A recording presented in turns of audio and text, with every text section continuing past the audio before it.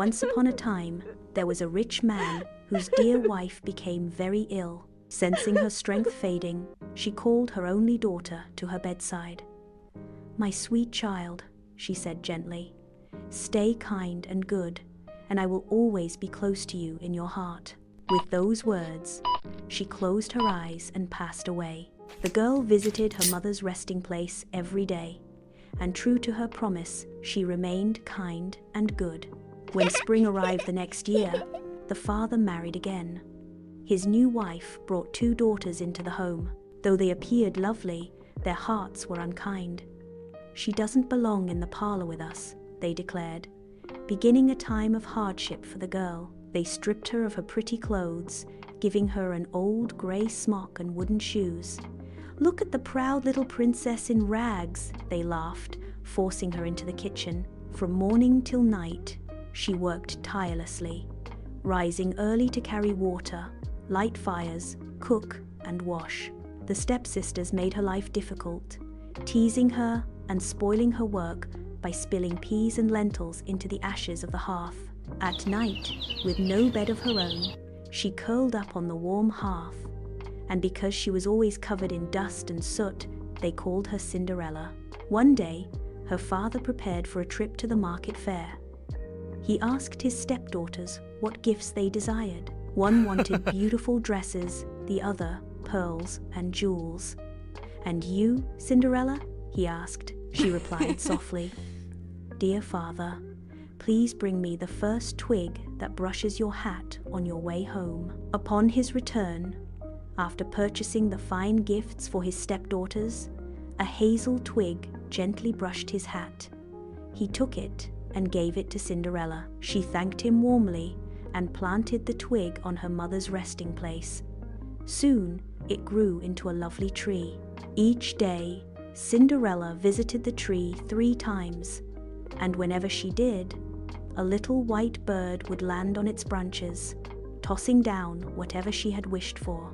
The king announced a grand festival that would last for 3 days, inviting every young woman in the land so his son could choose a bride. The 2 stepsisters, ecstatic, ordered Cinderella to help them prepare. Cinderella, with tears in her eyes, begged her stepmother to let her go. "You, Cinderella," the woman laughed unkindly. "You're covered in dust. You have no proper dress or shoes, and you can't possibly dance. We'd be embarrassed."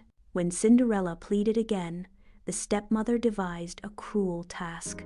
"Fine," she said, pouring a bowl of lentils into the ashes. "If you can sort these out in 2 hours, you may come." After the stepmother left, Cinderella went to the hazel tree and called for the birds, who flew down and neatly sorted the lentils in less than an hour. She presented the bowl to her stepmother, filled with hope, but was cruelly denied again. "No, Cinderella, you have no proper dress and wouldn't fit in." After the family left for the ball, Cinderella went to the tree and whispered her wish. Instantly, the little white bird tossed down a beautiful gown shimmering with gold and silver, along with slippers stitched with silk. She put on the sparkling dress and hurried to the royal ball. Her step-family didn't recognize her, believing she was a princess from a distant land. The prince noticed her immediately, was captivated by her grace, and danced only with her. As evening came, Cinderella slipped away. The prince followed, hoping to see where she lived, but she quickly hid in her family's garden shed. The next day, the festival continued. Once her family had left, Cinderella again went to the tree. This time, the bird sent down an even more magnificent, shimmering rainbow gown. At the ball, the prince, who had been waiting for her, once again danced with her the entire evening. When she left, she nimbly climbed a tall pear tree in the garden to hide. On the 3rd day, the bird gifted her the most dazzling gown yet, sparkling like sunlight, with slippers of shimmering gold. At the ball, the prince, determined not to lose her again, had the palace steps coated with a sticky pitch. As Cinderella hurried away, one of her golden slippers became stuck. The prince picked it up, and, the next morning, went to Cinderella's home, announcing, "Only the girl whose foot fits this golden slipper shall become my bride." The two stepsisters were thrilled, each believing her foot would fit. The eldest tried, but her big toe was too large. Her mother advised her to force it, whispering that she wouldn't need to walk much as a queen. She managed to squeeze into the shoe, and the prince began to ride away with her. But as they passed the hazel tree, two doves called out that the shoe was too tight, and the true bride was still at home. The prince returned and asked the younger sister to try.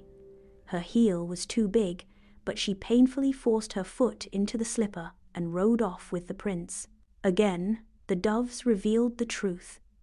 The prince, returning once more, asked the father if he had another daughter.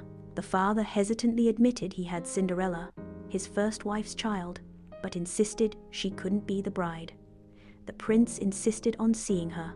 Cinderella, after washing her face and hands, shyly entered the room. She sat on a small stool, took off her wooden clog, and her foot slid perfectly into the golden slipper. The prince looked into her gentle eyes and recognized the beautiful girl he had danced with. "This is my true bride," he declared joyfully. The stepmother and stepsisters stared in disbelief as the prince helped Cinderella onto his horse and rode away with her. At their royal wedding, the stepsisters attended, seeking to gain favor.